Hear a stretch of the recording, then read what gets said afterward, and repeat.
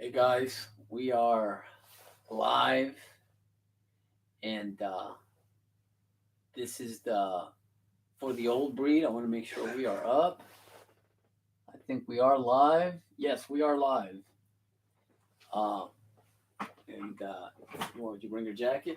Yeah. So today's guest is Damian Granoff, and I met Damian through Elijah Young. Dude, get situated if you want. You can move that around if you want, man. However you are, I want you to Good. be comfortable. You Yeah. good? Good. So I met Damian Granoff through my son Elijah, and I just found him to be a super interesting guy. And hey, welcome to the podcast, Thanks, man. Damian. Thank you. Dude, I'll try to be interesting. yeah, no, you are, you are, you are. I think it's. I can already tell it's going to be a good podcast. So, Damian, tell us a little bit about yourself. Well, I mean, the main thing that I like doing is having these conversations. Um, but for me, I'm really, like I told you before, I'm not like, I don't have a resume, or I'm not going to go into all the things that I've done or whatever. Because when I talk about these types of things, it's more about just speaking about truth and not having any agendas and whatever.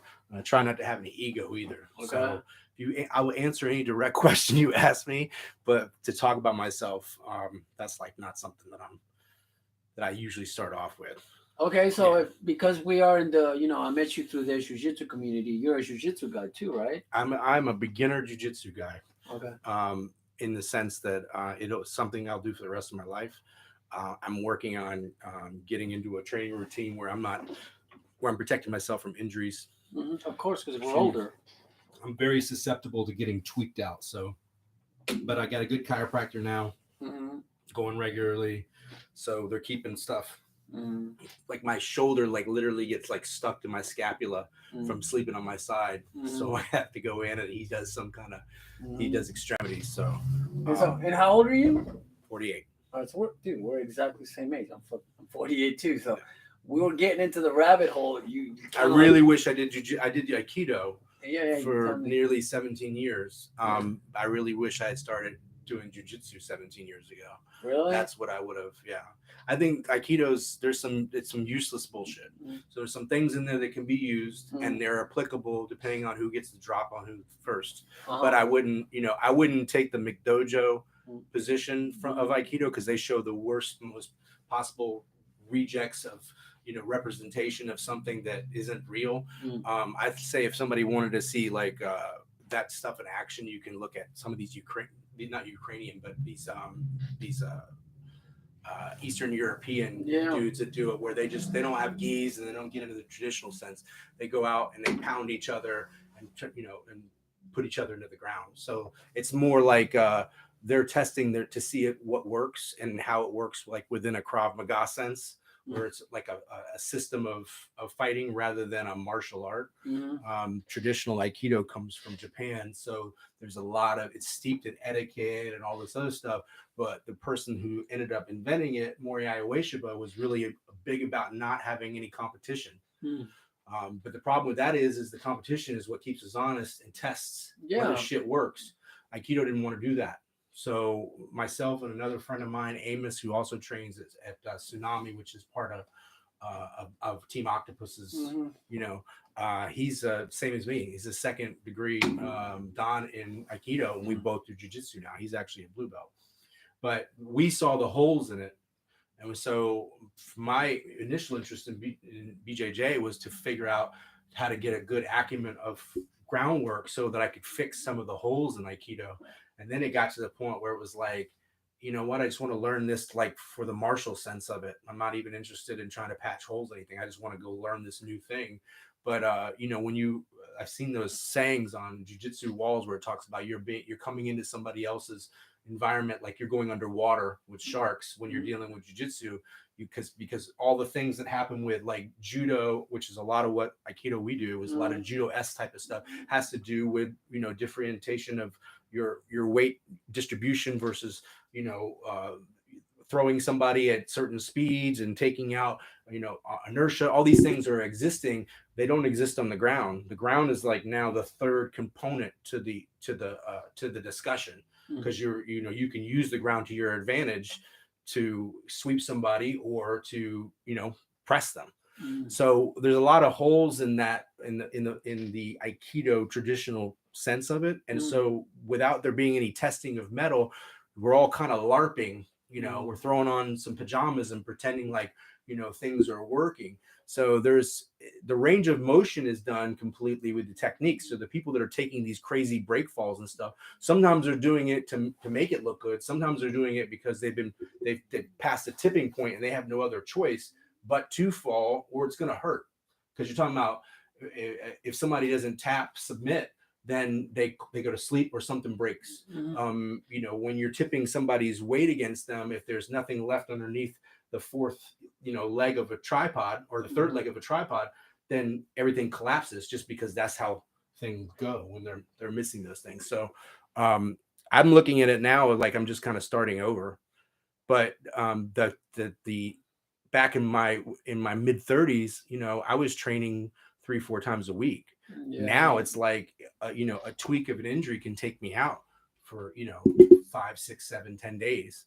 So that's the problem with or not the problem, but the challenge of training at our age, because there are literally YouTubes that talk about guys our age training, what you need to be doing, who you need to be focusing on, not rolling with guys that are 21 who've got something to prove and all this other stuff. Yeah, but that's so listen, so we're speaking the same language because I'm a jiu-jitsu guy and I've been doing it all my life. The problem is, I think what you need to probably do, man, is you need to just focus on rolling with like a lot younger people. I'm talking about like more like kids, because then you can do more small, like slow roll. So you're becoming more effective in your technique.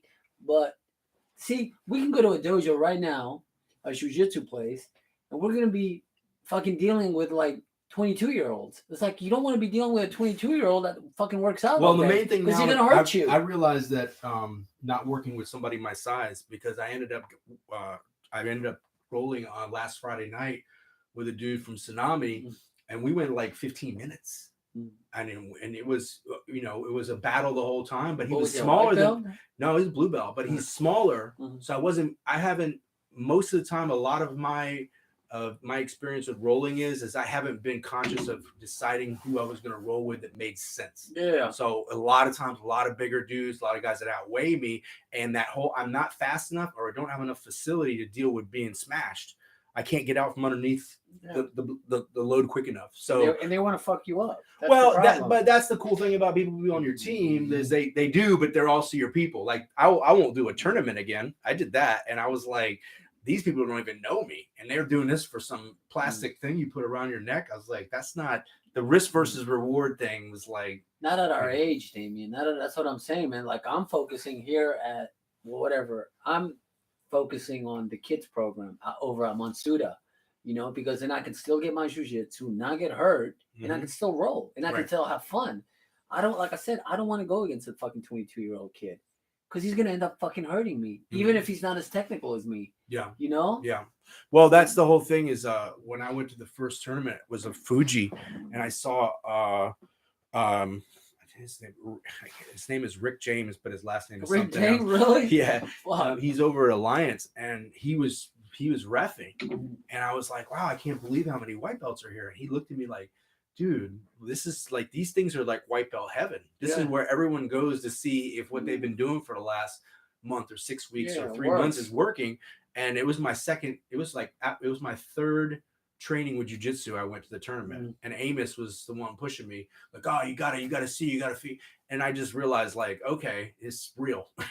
and also like, because I don't know these people personally, I don't think that I would be doing competitions in the future. There's just no, I'm not. You're too old, man. Come on, don't fuck that. I don't like saying that though. I don't like saying too old. Bro, but I'm just saying. But in practical, yeah.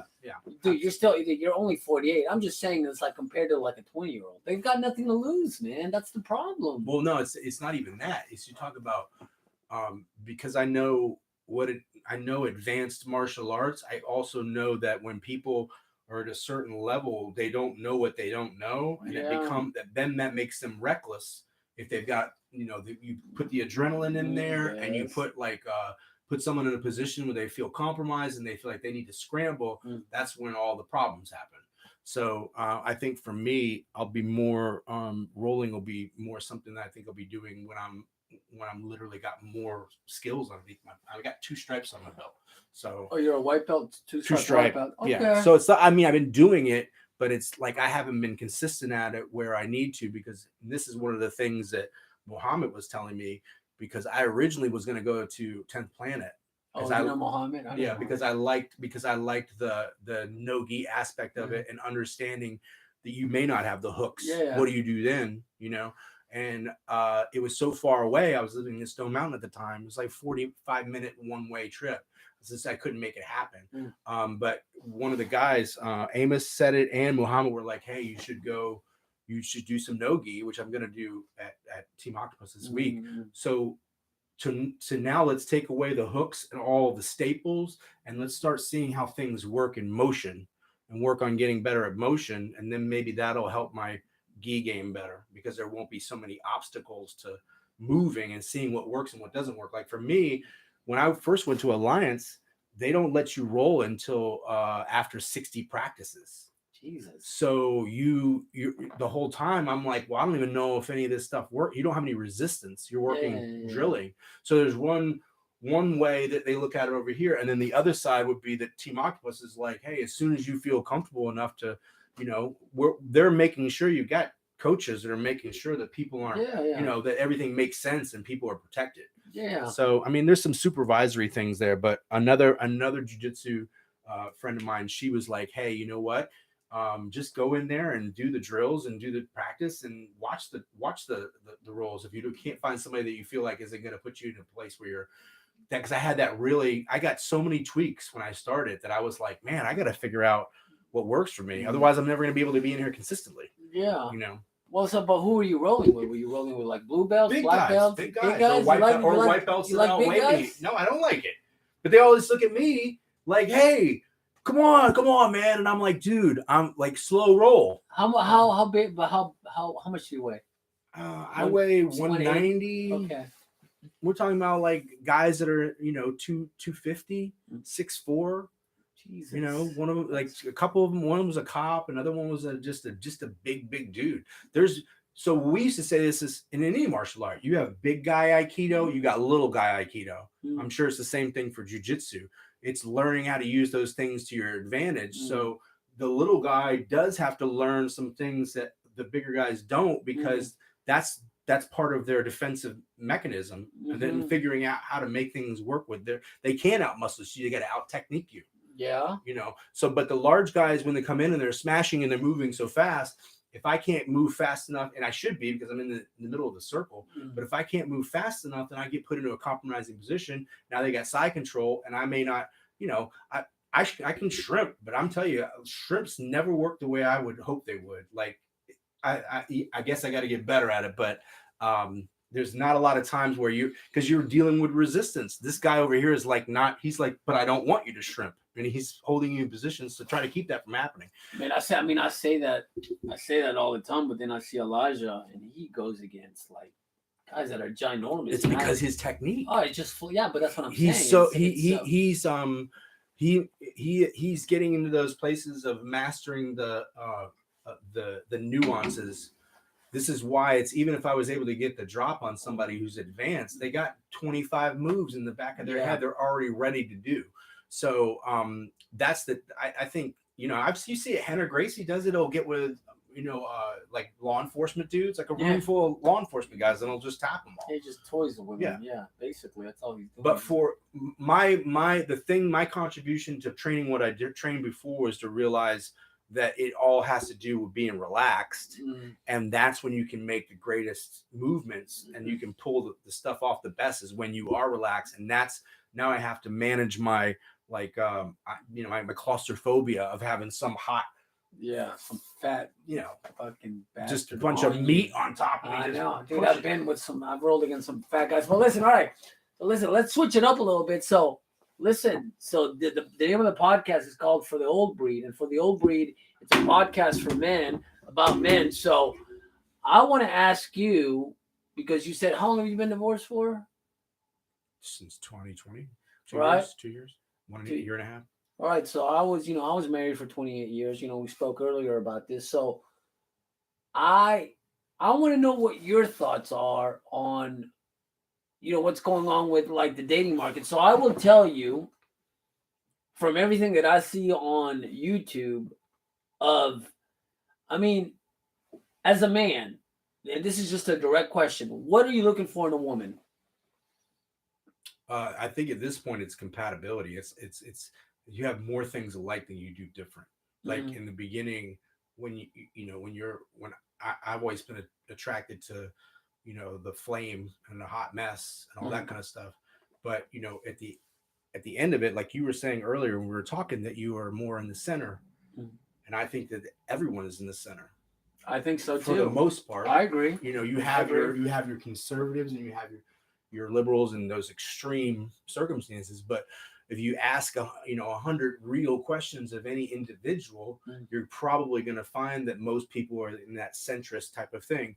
But we don't have a political arena that caters to that, and I don't have interpersonal relationships in society Mm. are not based on that. They're Mm. based on um, play the game, or uh, don't call them for 3 days, or all these things that are nonsensical. No one wants to do them, but they do them because that's what you do. So you either have to say, well, that's nonsense, and I'm not going to participate in that. So I'm not going to communicate or date people that are into that kind of thing. You have to set your standard. That's why you were talking about being a high value man. You don't compromise certain things I that agree. and that's the problem, is that uh Doug Stanhope, comedian, he jokes about that pussy is the main motivating factor in all humankind. Yeah. So you need to be able to master that and not allow that to be a deciding factor of why you do what you do or you don't do. Women want to be led. That's the bottom line. I love that you said that. I I love that you know, said but I that. mean, from a standpoint of you can take it and you can look at it from a secular way, or you can look at it from religion. Uh, Um, they have their wheelhouse of the things uh, that they're good at, and then men have the things that they're good at, and so the natural order is God, man, woman, child. mm, You can go against that, and you can get all into feminism and those types of things, but you won't find happy women with purple hair in a cubicle, on Zoloft, dating 7 dudes on Tinder. That's okay. not a normal thing that any woman goes, this is what I wanted my life to be. But you said it, Bottom Damian. line. Women want to be led, right? But Mhm. you see, it's almost like you can't say that anymore because You can say it, you just have to be able to defend it with some plausible logic. And it's to say that you don't know that you want to be led. Mm. That's what it really boils down to. Okay, so you can distill it down to, and this can be, someone could say this is misogynistic or whatever, but this is not women hating. This is just who runs the world, who builds the stuff that you live in. you said them out. Listen, so this is my point. So if you take those people away, those Mm. things probably aren't going to happen, and not in the same capacity. That's Mm. easy. Defense, bringing in resources, all those types of things.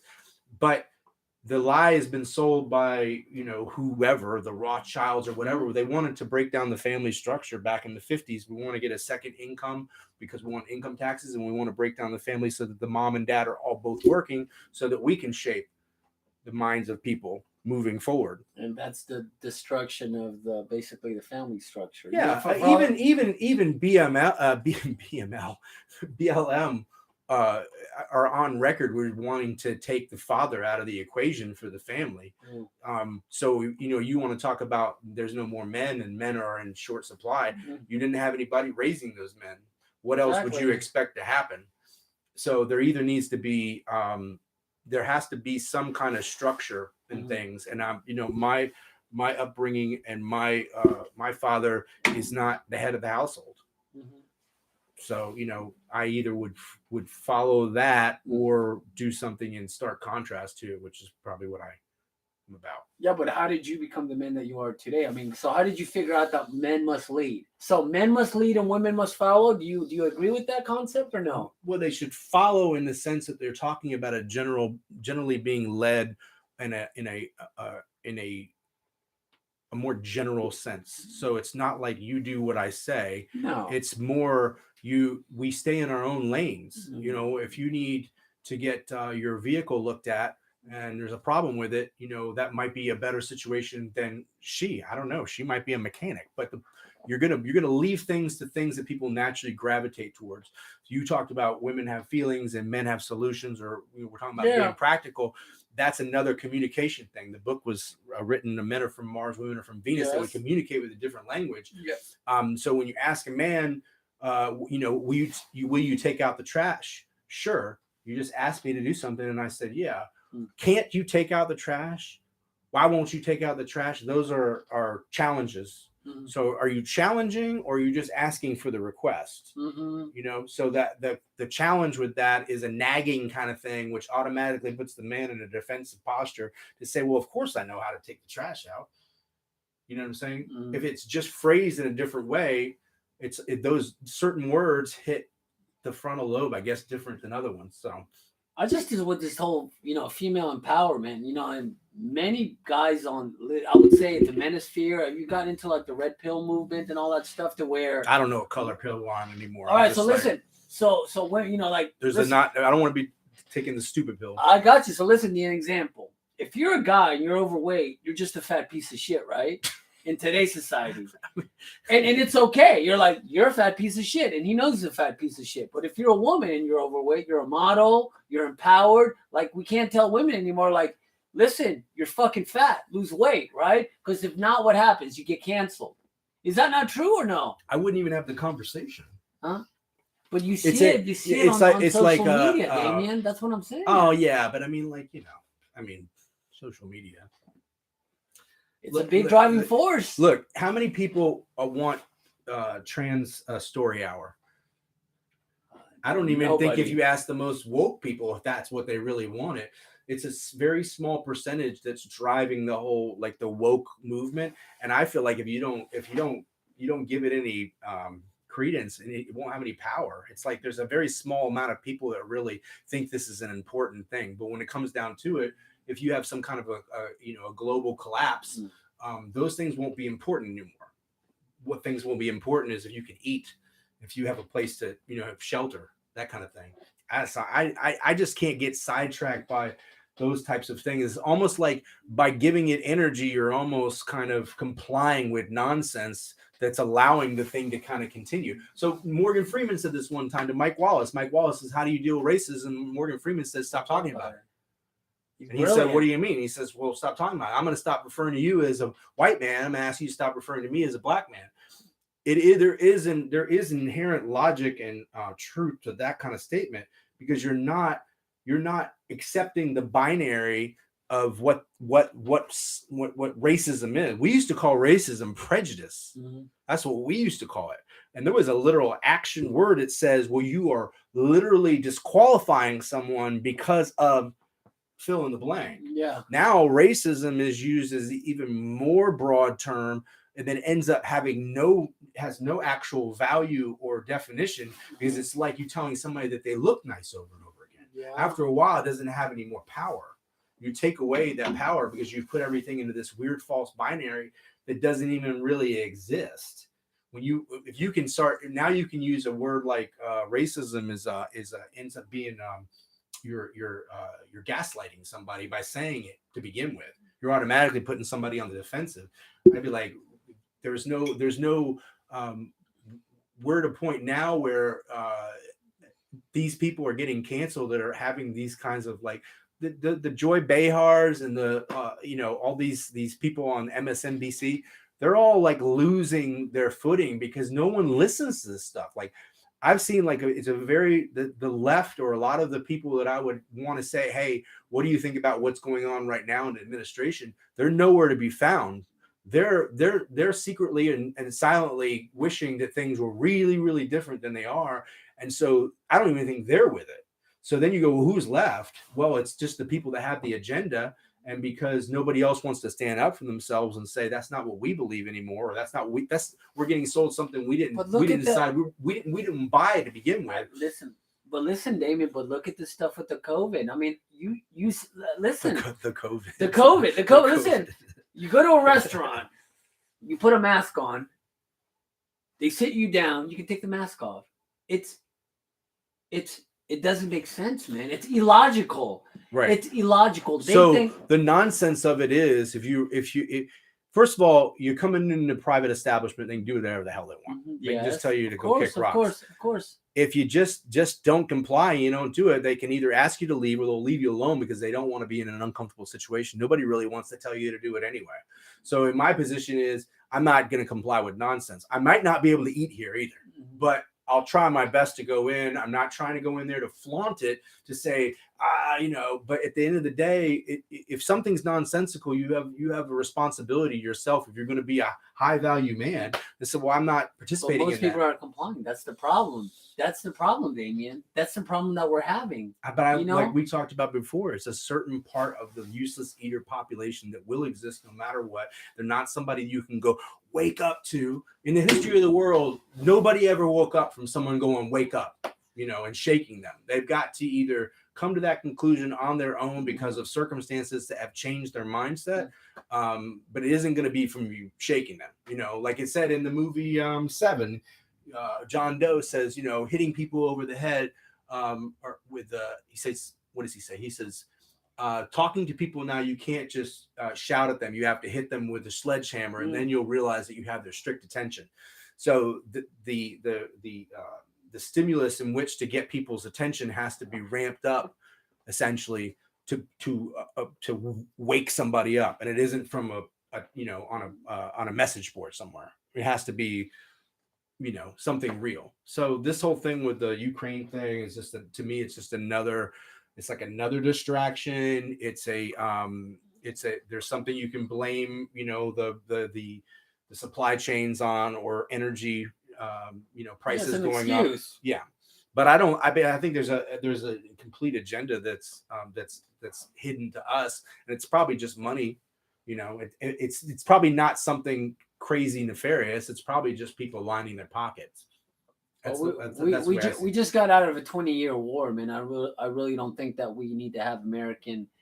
Well, they know they know they have no consensus from the American people. The energy and the vibe from the American people is not, we're incensed, we need to go do something to protect Ukraine. That is not, and you're not going to get there anymore. They tried it with Syria a few years back, and everyone was like, yeah, we're not down with that, and they have to abandon it. This is why you have for instance, and you can get into conspiratorial or whatever, but Roosevelt had advanced warning about World War II, about the Japanese bombing Pearl Harbor. Yes. So these are the types of things, but you needed a groundswell of people to be indignant to get involved in the war. That's what 9/11 was. You needed that. You needed everyone to be, fuck yeah, go and take care of business, America. That's what you needed. In these situations now, it's going to be really weird with the technology and drones and all that for there to ever be another ground war. Yeah, but we've been listening. For us. Okay, well, listen, like I said, but okay, so if you want to talk about that, like we've been dealing with, before Iraq, we've been dealing with Saddam Hussein since the first war, right? And it was kind of back and forth, and he would comply, he wouldn't comply, he did whatever the fuck he wanted to. And then it got to the point where, like, what the fuck's going on here? And then we had 9/11. There's a guy named John Perkins, who was an ex CIA operative. He wrote a book called The Diary of an Economic Hitman. I've not read the book, but I've listened to him and seen some of the stuff that he's talked about. What the United States does. Excuse me. I'm real gassy from your coronas. Bro, don't worry about it. Listen, it's live, so it don't matter. Saddam Hussein was what they call in the CIA a jackal. Okay. He was installed by our government, by the CIA, to be our yes man. And he, along the way, got different ideas. Generally speaking, in these situations, we go into countries that have lots of resources, Yes. and we go offer that we will come in and let us build some Yes. military installations, and we will loan you a bunch of money that you can't really that you can use to your discretion, leader person that we install, and we want you to basically sign off on everything that we do, and if you do, you're going to keep having money, you'll be rich, you do whatever you want, this is your country. If you don't, and you don't fly right, we will kill you, and we'll just put somebody in your place. And we've been doing that for the last 80 years. Yeah. Damian. So I think what happened was Saddam, and we don't really know. I mean, I heard he's not a good guy, and his sons were pieces of shit, but I don't really know. I only know what I'm being presented with in the information. And generally speaking, that's the appeal to authority. People believe generally what they hear on the news because it's on the news, which means somebody in authority has said this is the thing. But I don't really know that. But for Saddam, I think Saddam was in a position where he had a lot of resources available to him.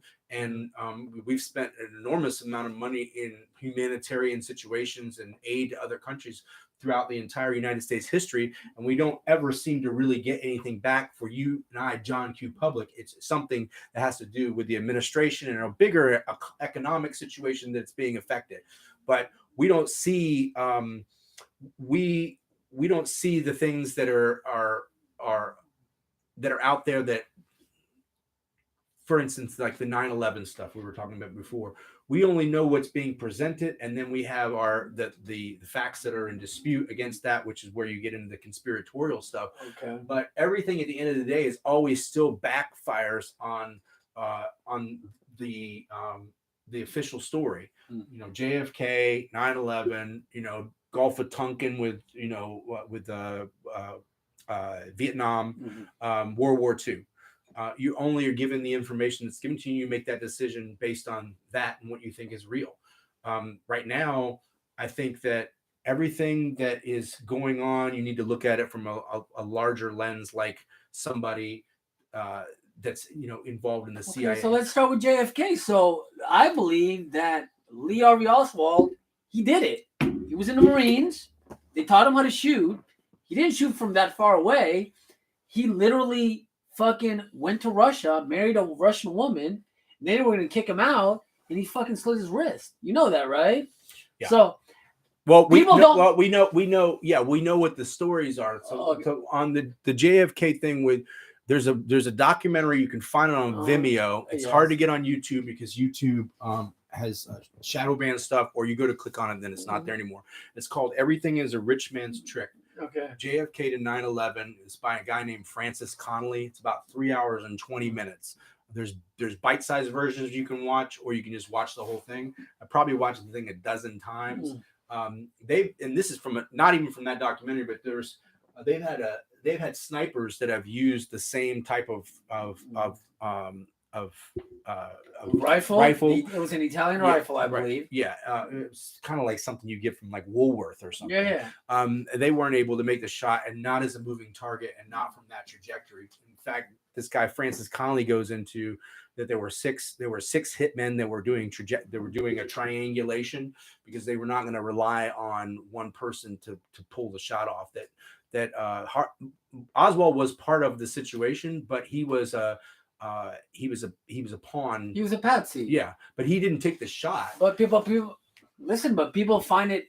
But the craziest things happen in the world that you'd be like, this would never happen, and it happens now. There might have been more shooters.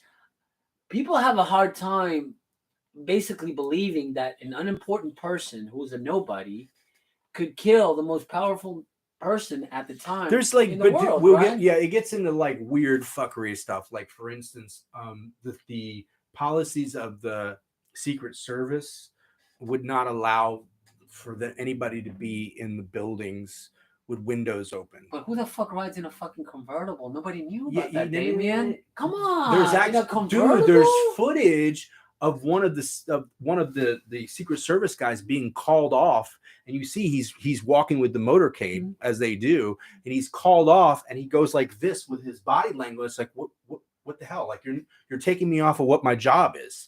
Like it would be like because there's protocols in place.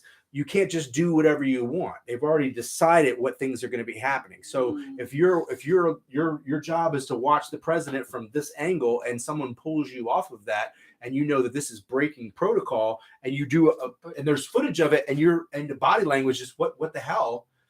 But Damien, that's impossible, man. You know you can't cover anybody in a building. You're talking about buildings, right? Yeah. So if a sniper, listen, I'm an ex-military, so I'll tell you, like a hide site.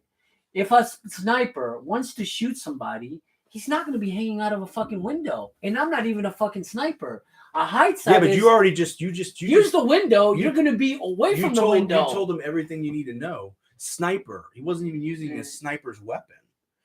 But he used a cheap. But that's what I'm saying. You're saying a moving target. Okay, but you're saying from the back. Okay, but you're saying that you saw a fucking documentary where it said it can't be done. I've seen a documentary where it said it can't be done, and anybody could have done it. Anybody that goes to basic training, whether in the Marine Corps or the Army, could have fucking made that shot, man. Like I've shot. Like I said, it's not just about hitting it, but it's also about the trajectory of the angle of what's happening. He's hitting him from the back of the head. But it might have been more than one shooter, Damien. Absolutely. Listen, that's the same thing with Jack Ruby. Yeah. When Jack Ruby goes in, he fucking kills Oswald, and they're like, "How the fuck did he get in there?" I don't know how the fuck did he get in there. Jack Ruby owned a fucking bunch of nightclubs. He owned a bunch of titty clubs. Yeah. He knew all the cops. Well, he's also connected with the mob. Of course, but my point, Damien, is if you fucking know everybody, you know all the fucking cops. That's why we got into the fucking building, because nobody. So here, Jack Ruby. Who gives a fuck? This would be the grabble, is that it would get two people to even discuss the nature of something that doesn't even really matter. JFK's dead. His head got fucking blown off. Bottom line, who did it? They fucked them up. Who did it? You have to follow the money, and it would be more than a Oswald. If Oswald did pull the trigger and was able to do that, and by magic, it still doesn't make up for the fact that it wasn't just his idea. So there was people behind the scenes that were part of the CIA, and the CIA has had a long-standing relationship with the mob. The mob is the hitman that the CIA uses to go do their dirty work. But look at South America, man. But that's what I'm saying, is like people don't study history enough. I come from a country where we had a coup d'etat, where they basically got rid of the president in 1973 in Chile. The CIA was involved in that. You know, you've heard of Che Guevara, right? Mm-mm. Che Guevara, that fucking picture, that iconic picture, that black and white with that dude wearing a fucking beret. Surely you've seen Che Guevara. Che Guevara. Okay, well, that's Spanish. Yeah, well, I don't have the enunciation like you do, but yeah, I know Che Guevara. They were killed by Bolivian Rangers, right? So they're trained by special forces. Anything, we have here at Fort Benning. Fort Benning is the home of the infantry. I went to basic training. That's where we train everybody. Every military in the world goes to the School of the Americas. Why? Because they want to be trained up to what? American standards. Right. I spent time in Central America. I spent time in Guatemala training the police and the military forces, right? We ran them through like a basic training type of scenario for like 3-4 months. So we have a big influence in the world, right? What happened in 73 was influenced by the CIA, because the CIA was funding Chile to basically topple. So you'll like this documentary because the CIA was started by George Bush. He ran the CIA. Come on. Hey, what's up? What's up? What's happening, man? Not much. All right, so go ahead, tell me. I mean, you're gonna have to go back and watch this documentary. It's a lot of information, but the CIA obviously they ran drugs. We know about that with the Sandinistas and Ollie North and all that stuff with the movie America Made with Tom Cruise is the dramatic version of that. Yes. But what the CIA has been. George Bush started it. George Bush's his father, Prescott Bush, was connected with lots of money dealings with the Nazis. Mm-hmm. So the Bush dynasty is something that's been building for a long period of time. And I don't know what the exact agenda is behind what they do, but you know that Prescott Bush and Ford, Henry Ford, were financiers to Nazi Germany. Mhm. So that's part of that documentary. That's something to look into. Mhm. And then George Bush started the CIA, and the CIA is basically an entire organization built on deception. So who knows what the hell they do? But we know that they go into places and we want to have bases all over the place. So militarily, Of course. and those countries will bring in infrastructure under the guise of infrastructure. We're coming in to build up your Yes. country, but what we're really doing is we're utilizing your resources and we're taking your strategic positions. Of So course. nothing is as it seems. As America wants to make it seem like we're just out for democracy and this and that, but there's a bigger, more imperialistic kind of view as to we position ourselves all over the world, and I'm sure there's people that can back it up and say, hey, this is because of China and Russia and communism and all this other Mhm. stuff. But America's not. I don't think we have like pure intentions when it comes to it, because you're, first of all, you're not even representing the people that put you there, Mm. because lots of these things that we go into because of this righteous indignation of Hitler, or they blew up one of our boats for Vietnam, or the Mm. Japanese came in and kamikazed us. They use these things as part of the theater to push that agenda, and war makes money. And you said it before. I mean, that's anything that's in military industrial complex is worth lots of money for those contractors. Halliburton was what you use to come in and build up a country that's been blown up from military destruction. So it's we blow these things up so you can rebuild it and make money as the foundation. Listen, you've got no defense as far as that goes with like Dick Cheney. Dick Cheney's a fucking piece of shit. Dick Cheney basically said that he was too busy to serve in Korea, right? So yeah, like you said, it's the guys above. I'm talking about the guys that are on the ground. Like my countrymen were getting fucking blown up in Iraq when we had the debathification order. Was it fucking? Was it? What was the name of that fucking Paul Bremer? That fucking piece of shit, right? When he basically said anybody that works in the government, they're fired in the Iraqi government, right? Mm-hmm. The debathification, because anybody that was part of Saddam Hussein's, basically in the regime, had to sign to be. They had to be a Ba'athist, right? So Baptists. the Ba'athist party in Iraq. Okay. So what happens is you're getting rid of what? Your special forces, your military, civil servants, anybody that has to do with government. So let's say I spent 20 years in the army, in the Iraqi army. You're like saying, all right, get the fuck out. You're fired. That's the insurgency. Those are the guys that were blowing up Americans, right? Because of what a civilian had to say when they start talking about war. They know nothing about war. So those are the people that were killing my countrymen in Iraq, because you basically fired, well, I don't know, 60, 70,000 people. Mm-hmm. That was your insurgency. Now, well, no, even if it wasn't them, George Bush said it before. He said they're unhappy because they're occupied. He says, I wouldn't be happy if I was occupied either. Of course, because if you're not getting fucking water and there's fucking shit all over your house, you're gonna be pissed off. You're creating another it's this egalitarian solutions, problem reaction solution. The powers that be and the structure of all these scenarios that happen are already planned out. And so you have a mystery virus that's going around and killing people. Oh, but here's the solution. We've given you the jab. Oh, okay. And it's causing more problems. So but people, you can't make people take stuff. They need to ask for it. They need to beg for it. All these I call it taking the ticket, where no one's going to make you do anything. The people that are they're going to beg for some of these solutions, and that's going to be where you have the rubber meets the road with the people that are like the sheep that do what they're supposed to do because of either they're scared, or they do it to appeal to authority, or they don't want to look bad to their friends. They don't want to have to explain this, so they put on the mask anyway, or they get the injection because they don't want to lose their job or whatever. That's one. And then there's another side of the population that says, well, then we're not going to comply with nonsense. I'm not just we there's a lot of people that I talked to that were watching this from the get-go when it first in March of 2020, and we were already calling it then that this was nonsense. But because I think that's the nature of an American. Yeah, Americans, no, I don't. We're mavericks. I think there are some natures of America, but I think there's other people that were the first thing they want to do.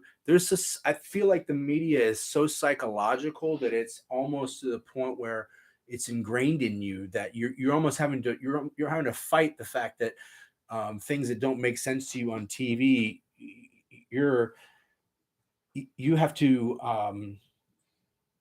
There's a lot of psychological connections with people looking at things from. It's hard to put into words what I'm trying to say here. It's blind compliance.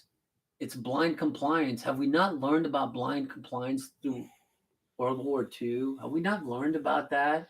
The government is telling us to do something that isn't. I think what you're doing, I think it's just you're providing an easy answer, and then you're kind of that's what we see people with wearing masks in places. Like when I go to the grocery store, it's 50-50. And I know these people are listening to these things that are contrary information to being in hysterics, but they still. It's like Stockholm syndrome almost. That's what I was trying to say. They're pretending to think that a piece of cloth in front of their face is gonna save them. Like that's what I'm saying. It's a fucking clown show. I see a woman. She told me the other day, 300 fucking pounds, had a mask on, and she told me that I was too close to her because she thinks that this mask is gonna protect her. I'm like, you're fucking 300 pounds. How are you not fucking picking up on the fact that you're overweight? But see, the devil wants you to have that response. See, he wants you instead. It's common sense. Yeah, Damon. I That's know it's common sense, but man. it's like that's like it's part of that population. You have to almost be like who I look at that I think is real. I feel bad for is people that wear two masks. That person really believes it. People driving in cars. That being said, that the logical argument is, well, if this is something you're so hysterical about, why are you even out at Walmart? Listen, man, like I said, we could go around and around. Like, it's not that I think that COVID is 19. If you are overweight, if you're diabetic, high blood pressure, you are more vulnerable to getting it. If you're healthy, I think you're going to be okay. We get diseases all the time, and people always say, well, I know somebody that got COVID. You've always known somebody that has something. Well, the thing was is that when we started looking at the numbers when we were in lockdown, because I was curious, and you had a lot of time on your hands. Well, how many people die of the flu a year? It's like 500,000. So we started immediately looking at the numbers and and then you had that lady, I forget what the name is. She's something to do with the medical portion of the administration, would come on TV. She wore a scarf and she would say, we're taking a very liberal approach to mortality. If you die of and you end up testing positive, we're going to list that as a COVID death. When I heard that on the news, I was like, what?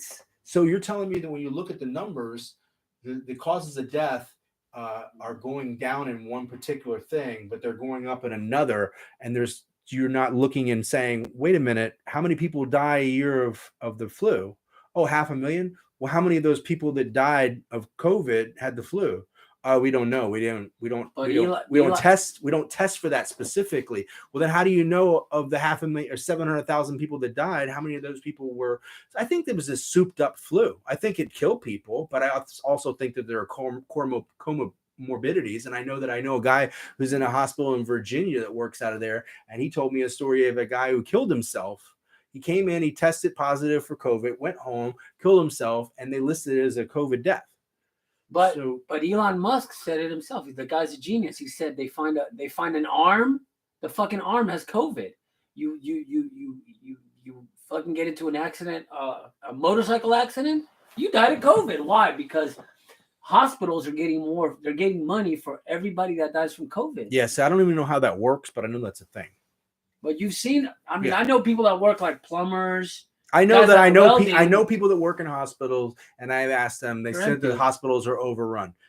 Text back, it's a ghost town. Yeah, I've So heard the same thing, are there man. more? There are more people. It's like, for instance, do we have a toilet paper? Do we have a toilet paper shortage, or did people make a shortage happen based on the same thing with like, oh, the banks are running out of your money. You better go get your money, you know, and therefore there's no money because everyone took their money out. It's Damien. so it's like there's the self-fulfilling prophecy. So Okay. I don't know if we really ran Okay. out of You. toilet paper or you just freak people out where they said, well, you better go get some toilet paper because they're running out. All right. Well, let me put this out to you.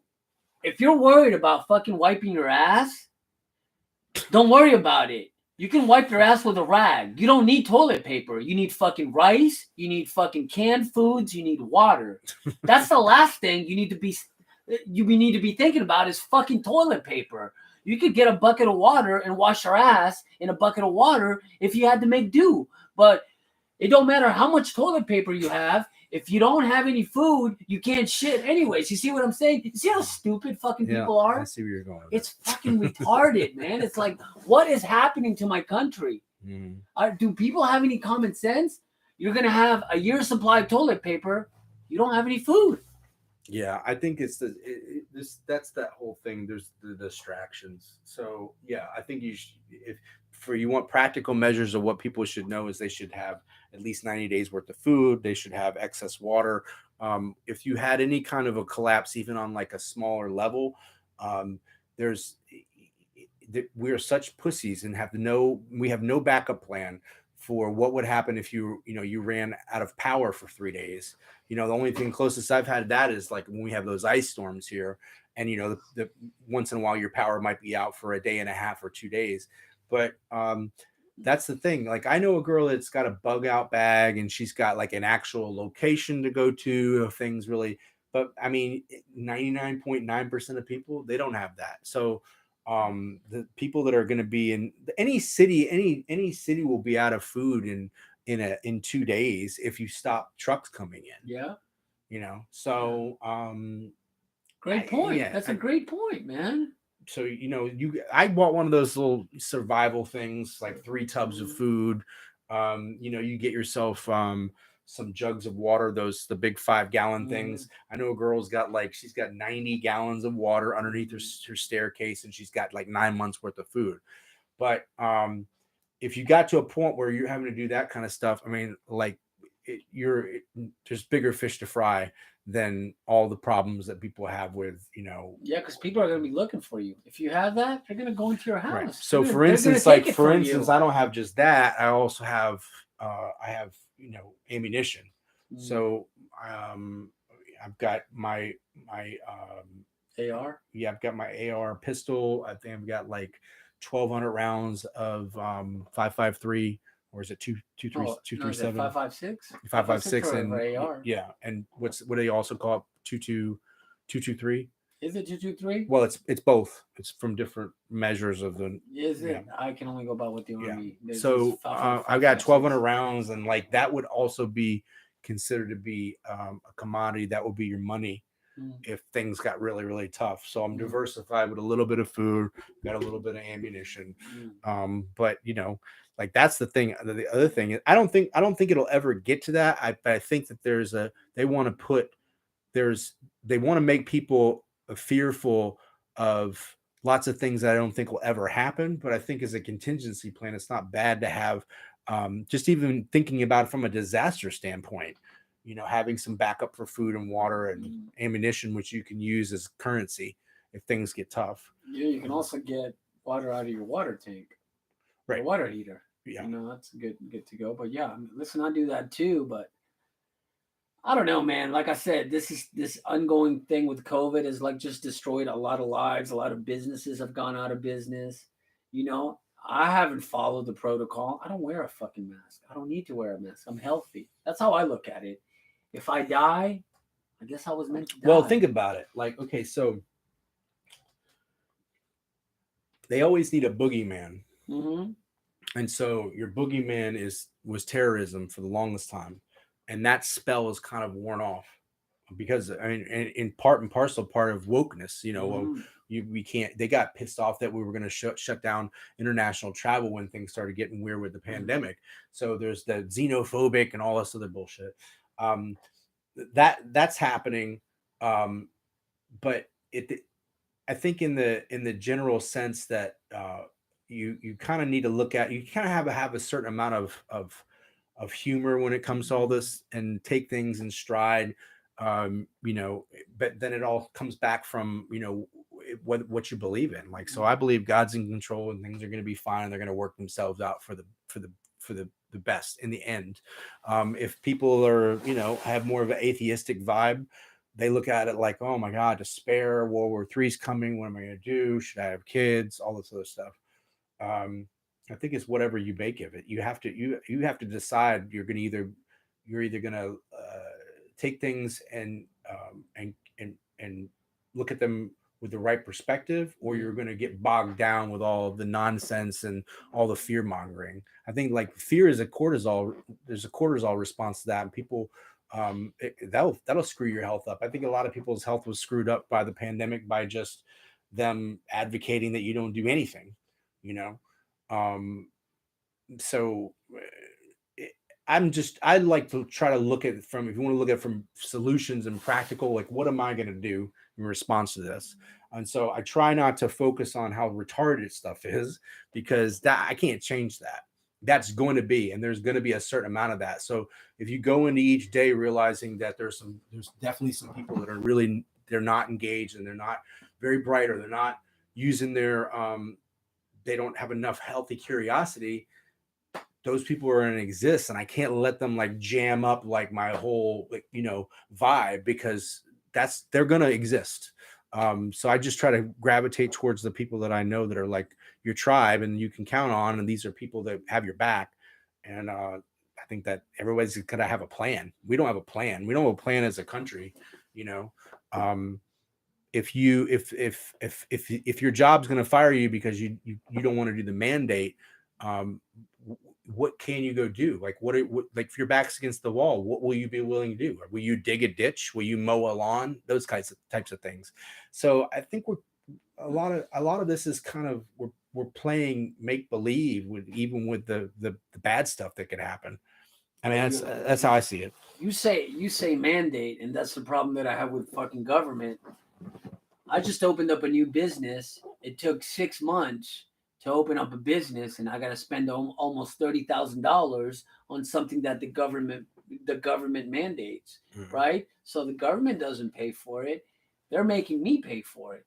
You know what I'm saying? Mhm. And I had to go through a bunch of BS to get to where I am right now because of the government, right? Mhm. So, like I said, to me, this whole thing with COVID, it hits me because I know that a lot of people have gone out of business because of COVID. The government tells them they have to shut down. They fucking still get paid. But what about the small business owner that's Yeah, got to feed their family? I'm not even really sure how that worked. They're But hypocrites, but man. no, I'm saying back in the time when they said you're not an essential business, you have to shut down. Who was going to come and knock on your door? Not you, but any business and It happened say, in California, "Yeah, man. well, it's It happened in California." Yeah, California. Guys that had like fitness, the fitness industry was decimated because they had to shut down, yeah, right? yeah. And guys that tried to open, they were But they were taken to jail. so could be a larger thing where they're trying to break things down to the point where things get so shitty that you'll be okay with complying with nonsense, or making giving some concessions to things that you normally wouldn't do because you want to be able to participate. I don't know what's going to happen with that, but I kind of feel like that I don't do the whole thing that they're coming to get your guns. You talked about how how ridiculous governments are as far as being able to pull stuff off and being incompetent. I don't think there's any resources for that. It's not a popular thing when it comes down to it. You know, arguments can be made about, about gun control and all this, but at the end of the day, the people that are making the arguments usually don't know anything about firearms. I think most people that are anti-gun think that every gun is an automatic weapon, like from Rambo, and that people are just running around, just going crazy. If you really wanted to shut down something that's really dangerous and that has no restrictions, air guns, you can buy an air gun on Amazon that's fully automatic that shoots ball bearings. Yeah, yeah. You know, you it's arguably more dangerous than a rifle because of the capacity. I mean, I've seen these things, Hmm. decimate like targets. Yeah, cardboard cookie. Yeah. So I mean, it's all like, I think you have to have that. You have to have a certain amount of of comedy with it, and just sort of like watch how stupid things are and go, yeah, it's ridiculous. That's kind of one of the things we have to kind of deal with, is watching things happen that you just go, that's just not real, but it And is in the media, so people think it's real. but not just that though, man. This country was founded on guns because we were under a tyranny under the British, and it was the farmer, it was the storekeeper that picked up guns to defend our nation. Mm-hmm. It was the guns that we used to fight what, the Native Americans. It's the same thing. It's like we have been lied to. Our school systems are fucking garbage because they make it seem like Indians were these people that walked around and fucking were dancing and skipping along and talking about nature.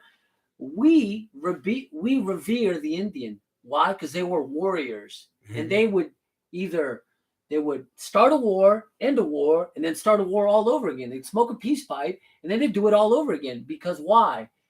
Because they were warriors, and that's what they did. I mean, you could look at any record of what Native Americans did to the pioneers. It was some fucking pretty atrocious shit. Mm-hmm. I mean, they ate one another, right? They weren't these peace-loving people that we seem to portray in the movies. Do I think? Do I think that what the Europeans did was right? No, but it's called history. It's a clash of civilization. Mm-hmm. We had guns, they had spears. You know what? We beat them. Mm-hmm. I am a product of that. I am Spanish. I am half European, half Indian, right? The conquistadors, they did the same thing. They came in, they just started fucking killing people, right? Mm-hmm. But it'd be the same thing as it's like, this is how it was. I would come to the New World with you. I'd be like, all right, Damien's my buddy. You're going to stay with these dudes. I would leave for 6 months. I would come back. I would talk to the chief. I'd be like, hey, where's my buddy Damien? We ate him.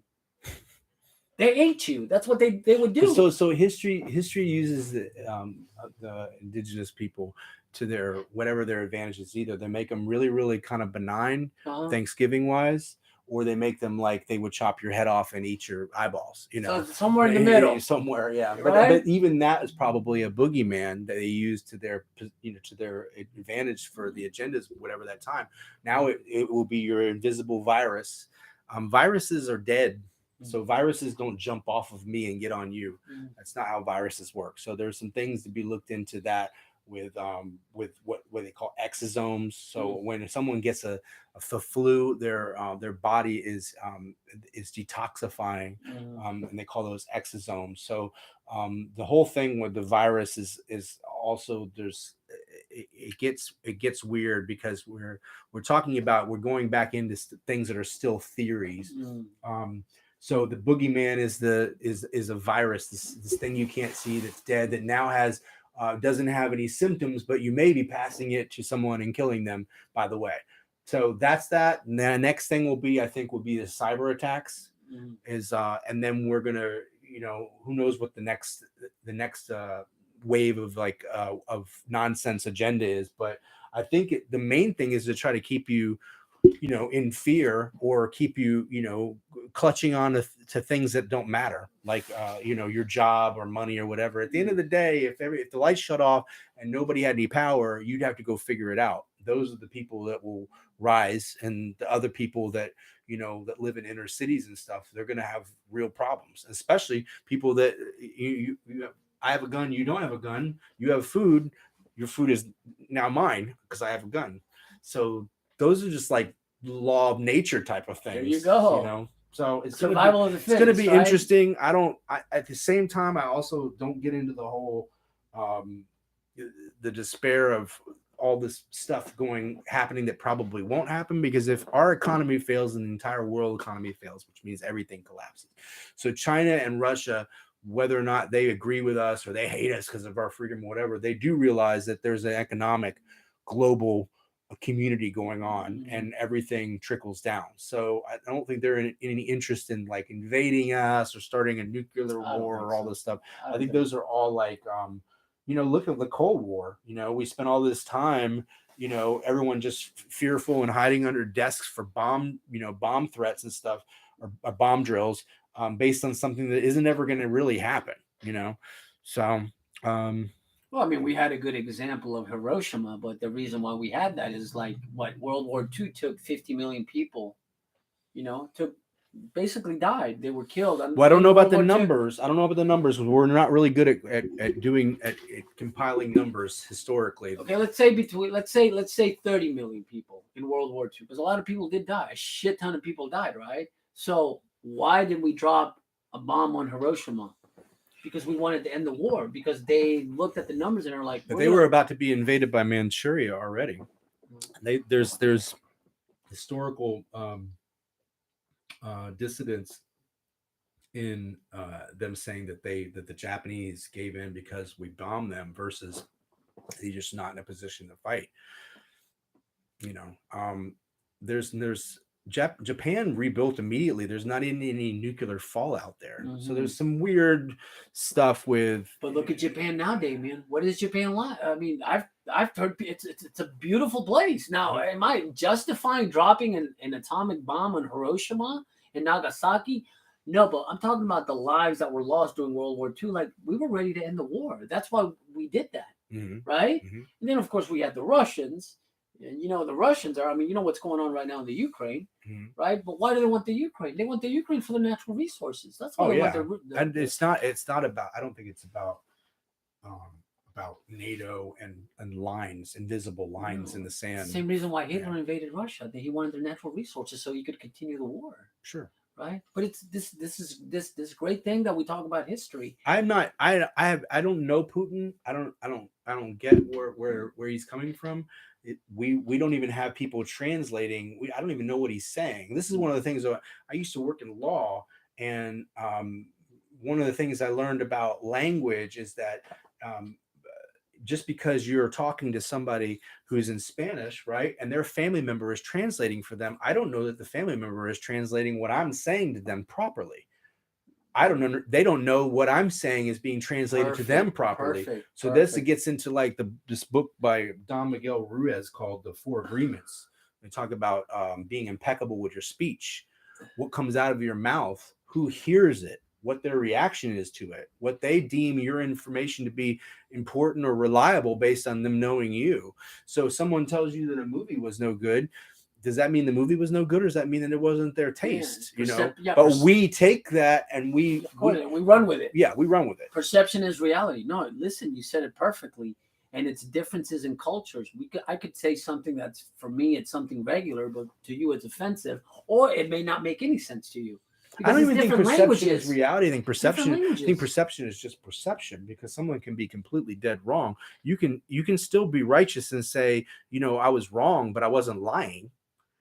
So I think there's where you get into a bigger deal is that if you are purposely obfuscating truths, and you are about deception and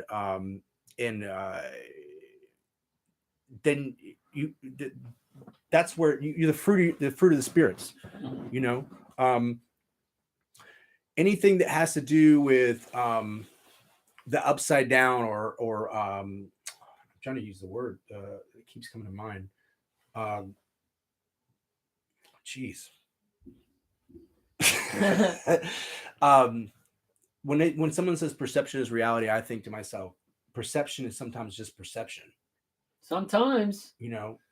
Someone's reality. I mean, now we're talking about, someone can, identify as a sectional couch, Mhm. so perception is not necessarily reality. Sometimes it's just somebody's skewed view of things until it's put into proper context. Yeah. Yeah. But that's all. But that's all the time, man. That's all the time. It's like you see a reporter on a war zone, and people are like, "Man, he's over there." It's like, dude, you're in a fucking green zone. Like you're in a No, they're safe talking. They're place. talking about You now, know? like just you seeing things exploding from far away Yeah. can be used huge propaganda. You may not be blowing up anything of value, but that because that you're seeing this and this is all that you're being presented with, and maybe you're told in a caption, so we don't know what people are saying, and things are being translated properly or if the information is correct. So like Howard Zinn wrote a book about people's history of the United States, which is about uh, the civil rights struggle, written from the perspective of those that were actually there, and it can be a completely different version of things. Like history is written by the winners, so of course, you can say whatever you want about the people that you conquered.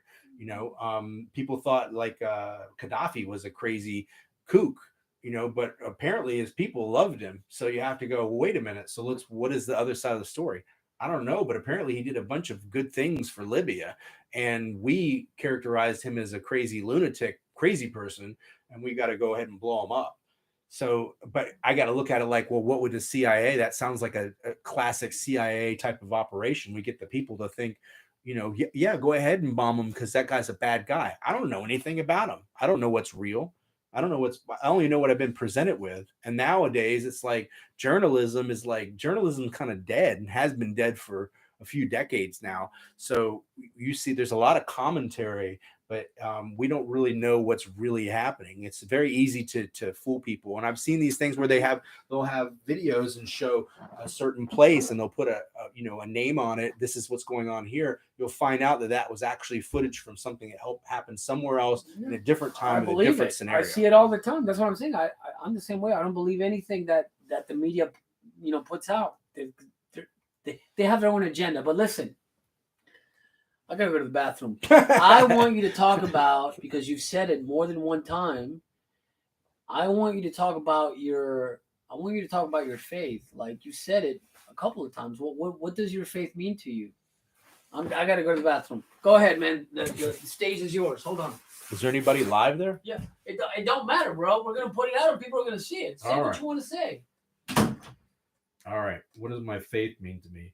I think that you either believe in something or you don't believe in anything. So atheists don't believe in anything. Then there's people who are agnostic; they're not sure about what they believe, and then there's people that believe in faith. So I mean, I would just say the easiest representation of faith would be that you take a human eyeball and you break that down. That technology is not something that would just exist and happen out of random chaos and in nature.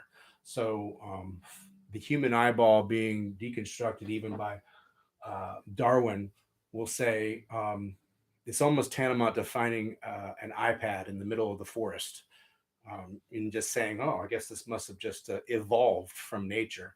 It's completely, totally nonsensical. And, even like the Big Bang Theory, again, Big Bang Theory. The theory is that nothing exploded, and then everything that you see is here now, and the math's all fucked up. So dark matter. It's a nonsense thing that you're going to that we as we are right now, and everything that we see and can touch came out of primordial sludge. So when you break a vase or you drop a glass on the floor and it breaks, that was a structure that then hits the ground, and a stimulus makes it break into a bunch of pieces, which is chaos. So the nature of the evolution theory is that there's just random chaos that ends up hitting in the right connection, or and becomes these organisms or these things. So I think there's a difference between adaptation and evolution, and having the discussion always comes back to people in faith and God and all that kind of stuff. It's a lot easier to say that, like we talked about before, it's easier to talk about what things aren't versus what they are. What they aren't is that we don't have the technology of the eyeball that comes from random chaos and primordial sludge. That's what I was saying. So we don't see structure happen, break into chaos, and chaos reconfigure itself back into structure. We don't see that in nature. So that's like the inevitable differences. Well, then there'll be like an intelligent design. Well, what is that? Well, that's God. Well, what is God? I don't know, but it's not random chaos. It's in big bangs that happen, and then everything you see is here. But do you believe in Christ or Mm-hmm. Yeah, yeah? but I also don't. I don't. I come from a different background. I did like the church thing, but I also see that that God is bigger than what we consider, what we understand as religion and church, Mm-hmm.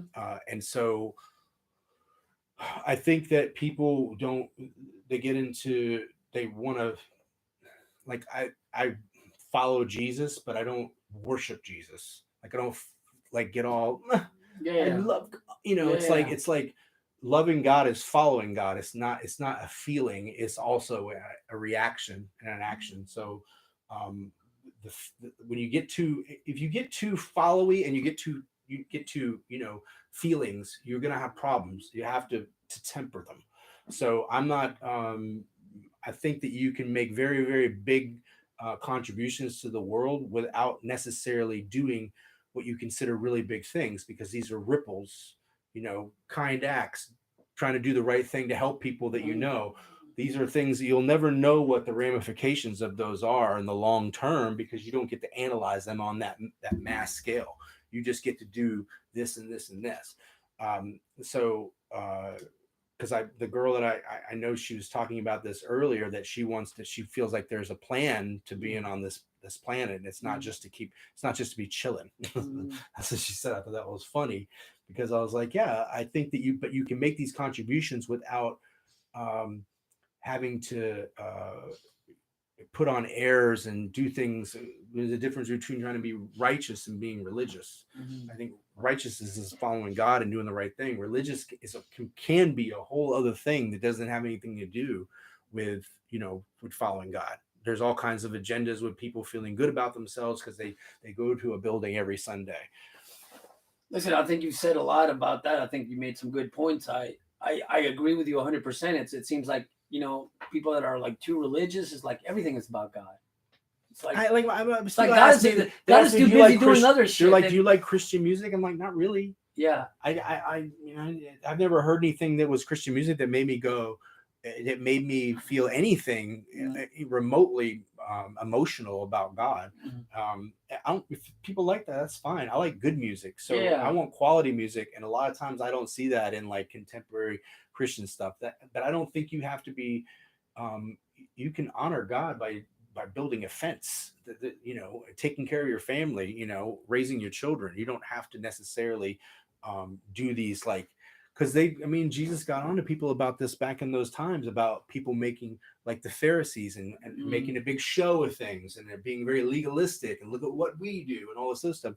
That's why he came up with concepts like, when you give in secret, because then God will reward you, but you won't be rewarded by what people think. That's man rewarding you. Or doing the right thing when nobody's watching. Like Right. how many times you go to the grocery store, you see people fucking put their carts everywhere. They don't put it where it's supposed to.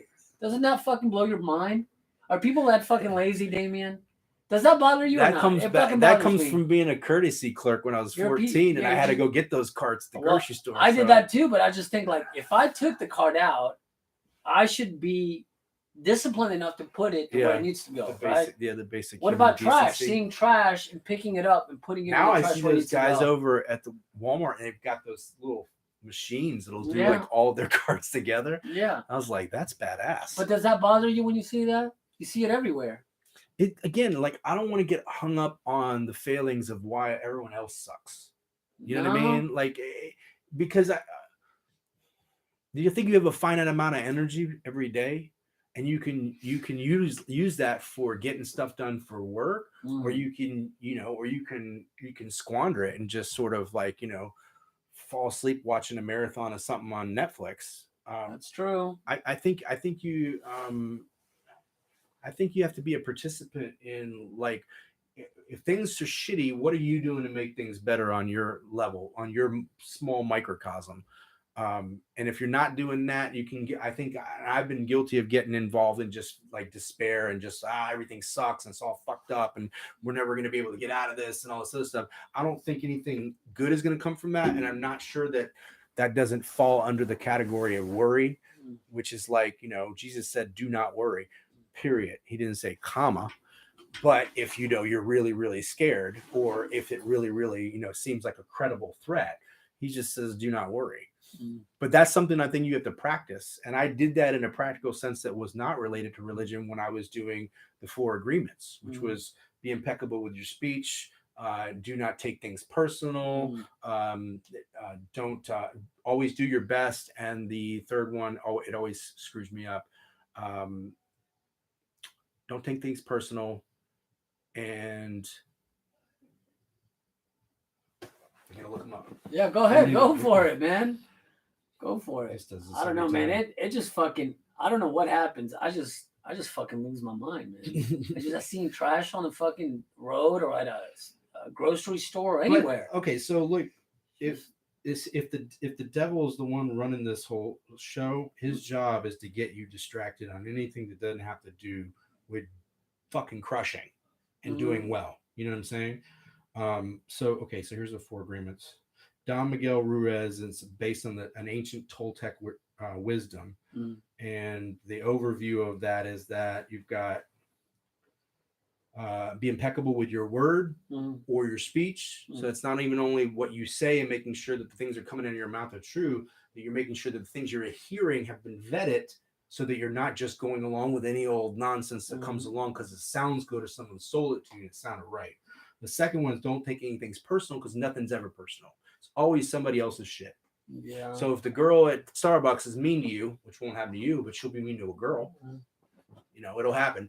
It isn't because that girl did anything to offend that other girl. It's because that girl treats girls poorly, because this is something that women do in society for whatever reason. Or you're in my way. I'm having a shitty day and you happen to be the person that's in, that's in my way, I have a reason to get. But do you think women are always in competition with each other? That's why they are the way absolutely, they are? absolutely. So we can work together. Don't make assumptions. That's what it was.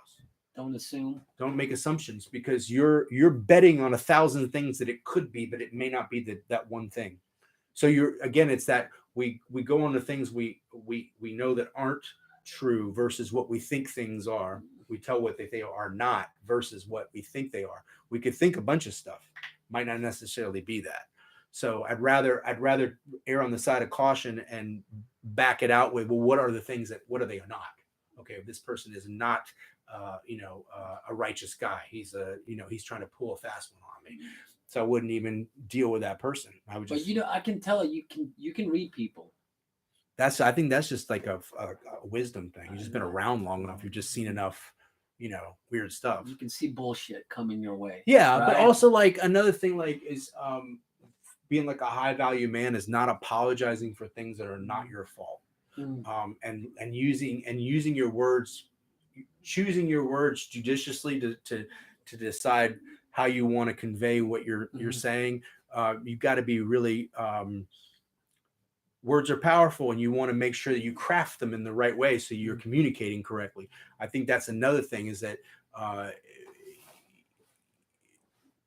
maybe big picture people are more reactionary and knee-jerk than they are to step back and say, wait a minute, am I being sucked into a conflict or an aggression or an argument that I'm not even interested? I don't even have any skin in the game here. Yeah. You know what I mean? It's divorcing yourself from some of those emotions, because the devil's in the details, and the devil is always trying to get us to be distracted from the main focus, and that's just doing the right thing. And so he is the inversion of the truth. So anything that sounds like it's upside down, or it's the clown world or whatever, is Satan meddling.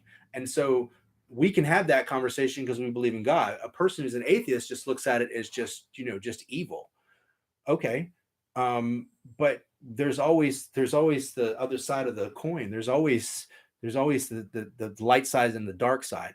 But the dark side wants you to get all, kick a can and go, everything sucks and we're all going to die. And the light side says, well, there's another way to look at that. You can react and say these things are bad and we want to stay away from them, and that's a pitfall, and plan for it, but we're not going to be sucked into it and as an emotional thing. And that's what happens with the media and all that kind of stuff. Everything on the media, even on Fox News, is designed to get a rise out of you. Yes. Okay. If things suck, there's nothing that's going to happen by you and I talking about how much they suck, unless there's a solution on the table. The solution on the table right now is that, in this particular climate with the administrations, things need to change with the people that have the decision-making process, because right now those people are what we consider sleeping at the switch, or they have their own agenda. I don't think any of the stuff that's going on in the United States is by accident, and I don't think it's gross incompetence. I think that there's a someone tapping somebody on the shoulder from on high and saying, "Hey, this is what we're doing right now," and they go, "Okay, that's what we're doing. Yeah, okay," and they're not questioning it. Otherwise, things would be different, because even some people that are grossly incompetent want to try to do a good job, I would think, but here they are. It's a very strange situation. Okay, holy crap! I can't, dude. We've covered a lot of things, man. We Where covered a lot are of we stuff. right now? Your eyes are better than mine. What are we? An hour and something? My eyes are not better than yours. No, they're not. You got An bad eyes hour, too. an hour and 29 minutes. 29 minutes. Yeah. Is there anything else we missed? God, man, you are very. Yeah, your brain works really fast, man. I'm glad to Sometimes see I that. feel like my brain just stalls out. No. Listen, you're. I'll good. be in the middle of a thought and I'll be thinking about how to that one word that isn't coming to me like it used to articulate, and then I'm like, so there's a couple of times there where I was just like, I can't use that. I want to use this one word and I can't access it, Okay. and that's why I don't know what's going on with my brain these days. Listen, I High definitely fructose corn syrup. could Maybe. be. Listen, I just went through an episode of what's it called? Glycemic. I don't know what happened to me, man. I basically had a lot of sugar in my system, Mhm. and I thought I was losing my mind. I had to go to the emergency room. Like you had too much insulin or something? Something happened to me. I was just freaking the fuck out, and they were like looking at my blood. I think I'm pre-diabetic, so I changed my diet. Yeah. And I thought I was losing my mind. My fucking heart was fucking coming out of my chest. Were you drinking an energy drink? No, man. I just I've been divorced for 2 years, so my fucking diet shit. And man, we just fucking drink coffee or fucking eat sugar and just keep moving. Well, stay away from the artificial sweeteners. That's in those like the energy No, I drinks. don't do none of that stuff. But like all the Bang and all that kind of stuff. No, I don't do any of that stuff. But like donuts, chocolate. Yeah. All that stuff. Doritos, just shit food, like stuff that you're like, it's like, it just keeps you moving, right? Fast food, all that shit's bad, man. Yeah. Yeah. So now listen, we definitely got to do this again, man. I would love to talk to you about other subjects. This is just something that we're kind of like restarting, because, like I said, I was going through a divorce when I was doing this, and I was getting a lot of people that were like, hey man, I want to be interviewed. And well, check out that documentary, because the JFK to 9/11. There's a lot of interesting points in there that, but I mean, you'd have to see it. It's just too much for me to cover. But I mean, I've probably watched that documentary like a dozen times, and I recommend it to people. And it isn't necessarily the truth. There's probably stuff in there that's completely and totally incorrect, but it's a lot of interesting things. For instance, a lot of people don't know that the U.S. government was sued by Ford Company in the 1950s, because the Ford Company was suing the United States for bombing their Ford factories in Germany. In those factories, they were making components for German tanks for the Nazi war machine. Yeah. Guess what? Ford won that in court, in civil court, in the 50s, and the government had to pay restitution to them.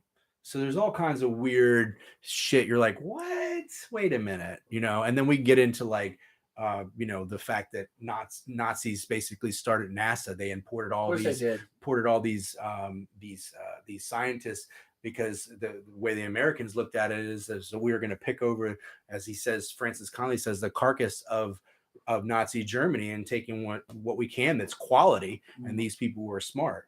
And these are the people that are they're the ones that are the father of all, space and technology, and I am not a fan of anything NASA or any of that stuff. I have all kinds of Well, very, very strong positions look at the about. American helicopter. It started out in Korea.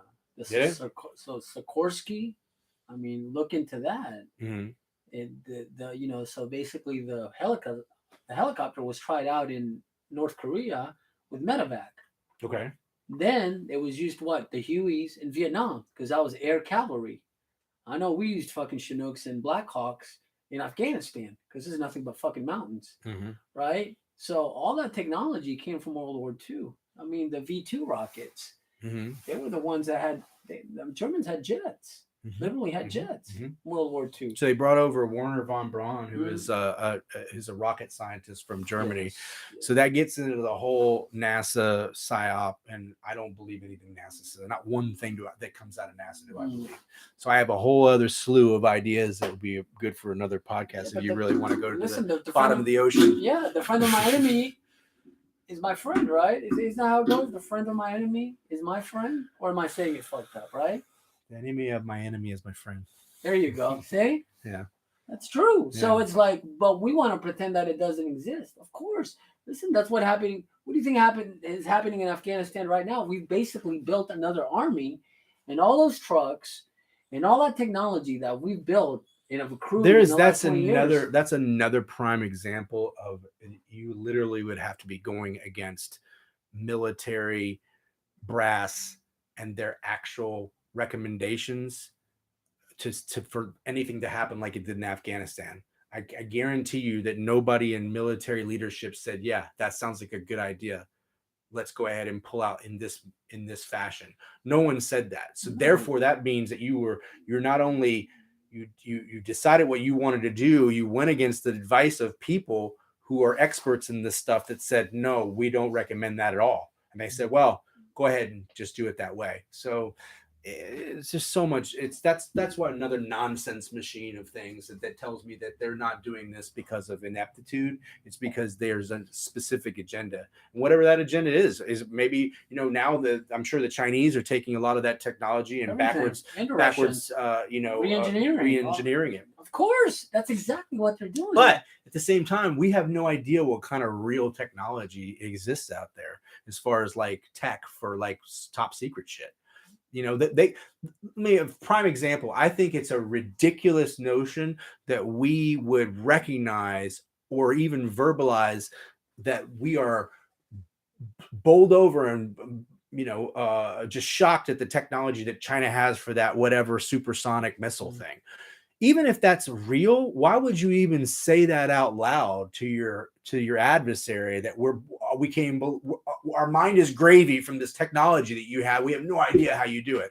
I think that's even a psyop. I think they have technology that can dirt that, or probably is at the same level, and that may have been something you put out there just as another like fear mongering kind of thing. When I first started working in corporate America, I was doing computer parts sales so back in that day before Dell and everything else, you went to a store in a strip mall center, something like this, and you had someone build your computer for you. This is in the 90s, right? So it wasn't you couldn't just go online and just build a computer. You had to get the components, they had to put it all together. And I have no idea where I'm going with that fucking point. What I was trying to say about that. Fuck it. It's okay. 48-year-old problem. It happens. You know why, Damon? Because we're just going. I remember what it is. Processors. Okay.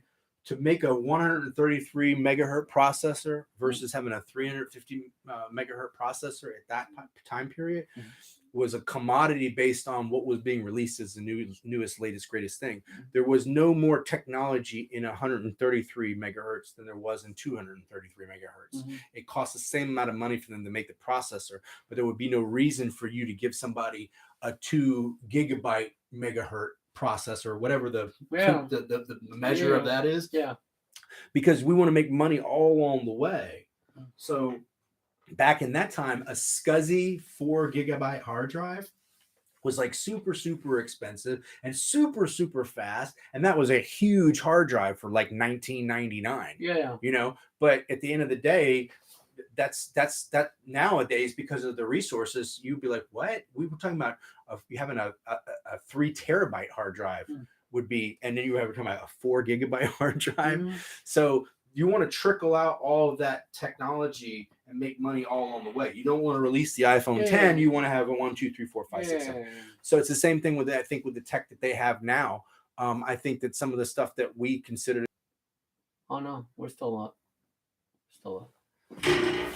So I think it's cutting edge for whatever your level is of security clearance. But I think there's all kinds of stuff we don't even know. Like when they declassified all this UFO shit, we don't know that that's not real technology. That is something that we have, or some other country has, that it's not on the books. Dude, I could fuck, man. Yeah, you could, man. There's a lot of shit that we could talk about. Wow, it's we're definitely gonna have to do this again, man. You're a super interesting guy, man. I appreciate you being here. Yeah, I think that's it, man. I think we've covered a lot of bases. Fuck, man. Yeah.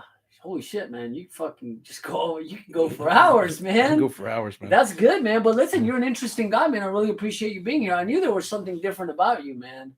Like I said, my son said you were really outspoken, and like that's what we need, man. I need guys that have some fucking a pair and want to express their opinions, man. I want to know what the fuck other people are thinking, because like we've gotten so used to like celebrities. Well, like right now, like the measure of a man will either be like a Mike Rowe or it'll be like a Joe Rogan. Yes. But none of those people are representations of you and I. Because of celebrity and resources and money, all that kind of stuff. So, like you almost, like it's like I always think about like, where did all the good guys go? All the people we thought were the good guys ended up being like horrible, like Bill Cosby. Like you hear about all these things. It ends up being like, you got to be the good guy. You got to be your own good guy, because there's like literally hard to find role models that you can stand behind and say, I bet they're really like that in real life.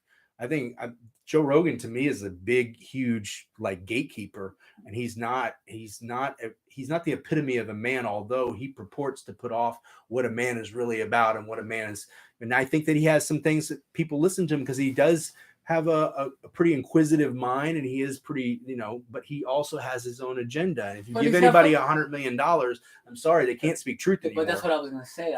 That's exactly what I was. And he had money before. He had like 40 million that he got from fucking Fear Factor. I'm sure. That's how he started podcasts. He had no fuck. He had basically fuck you money, and he's got fuck you money now because he can say whatever the fuck. Well, he's been working for the UFC for 20 years. So that's what I'm saying. But he's not a regular guy. Like he could say something controversial tomorrow, and it's okay. He's got plenty of money to where you and we say the wrong thing, we could be canceled. I mean, I have my problems with him, but I mean, as far as he's as honest as you can get being owned. That's probably the easiest way to do it. I'm not listening. Yeah, I'm not saying anything negative about him. I'm just saying he just has the freedom, just like celebrities. They have the freedom to say whatever the fuck they want because they got money, but they're not us. But now, we're regular people. Now I don't think so. And the things that he's coming out and saying truths are a day late and a dollar short. We can all come back after the fact and start saying, yeah, I really think this something to this virus is bullshit. I was saying this stuff fucking 2 years ago, So I don't look at him and go, oh wow, what a truth sayer. I look at him like, no. Now it's a little bit more acceptable for you to be coming in and trying to be truthy about all this stuff and cutting edge. But really, I mean, where was he 2 years ago? So that's how I look at him. But people like you and I, we've been thinking the same thing forever. I've been thinking about. I mean, I was scared at first, but then I started seeing shit, and I'm like, yeah, this shit doesn't make sense. Bottom line is if you're free, if you're fearful of something like that, you don't go out of your house. Mm-hmm. You go and I mean, we would all be getting things delivered by services, and no one would see anybody anywhere. That would be a real response to real fear over COVID. Mm-hmm. We don't see that. We see people doing nonsense things and putting down and eating and all this stuff, and we know that it isn't real. So I don't comply with it. I look at that like that's just nonsense stuff. And people that live in that world, then hey, have fun. Have fun with that world. I can't live there. So All right, guys. So listen, we'll definitely have Damian again. He's super interesting. I really want to, pick his brain a lot more. allegedly. And yeah, no, dude, definitely. Listen, man, it is what it is. I'm pretty grateful because I've had a lot of interesting people on my podcast. But listen, man, with you, I feel like I can talk to you about everything. I don't think I'm not going to agree with you 100%, but I respect your opinion. Mhm. And that's what that's what it's about at the end of the day, man. It's like listening to fucking people and what they have to say because there are some things that you said that I'm like, man, I'm gonna look at it differently. You know what I'm saying? And hopefully, There's an old adage that says we do not listen to understand. We listen for our turn to speak. yes, you've said a mouthful, and that's what people need to focus on. Listen to what fucking people have to say. Don't listen just to fucking because you want them to end what the fuck they have to say, and you can say whatever the fuck you want to say. Just listen, man. It's trivia because Yeah. I don't have anything else of substance. So All right, guys, that's it. Hey, man, thank you so much for coming. I appreciate you, brother. yes, sir. Yes. All Sir. right, guys, more to come from for the old breed. We're out. Okay, ciao. Let's see. That was awesome, dude. You're fucking. I love it, man. You're fucking. Yeah, that's what I need, man. I need people like.